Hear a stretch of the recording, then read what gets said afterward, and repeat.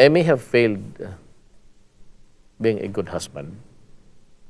Kasi, but gusto ko lang na I cannot fail on two points. I have to be a good father, and I think somehow I have succeeded.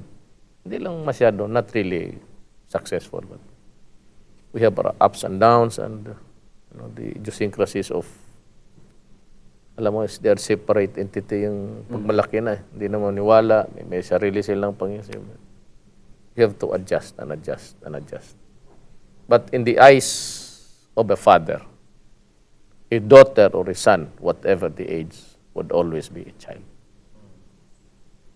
So, baski ano katanda na yung mga anak ko, in the eyes, so, in my eyes, they would still be small children, which I have to take care of. Magay ng ibang society na pagka 18 bitawan, hindi may dito sa Pilipinas. And I said, I've repeated this statement over and over again. I love my children more than life itself. Ano mang dyan, minsan, gano'n na lang ang travails ng tatay talaga.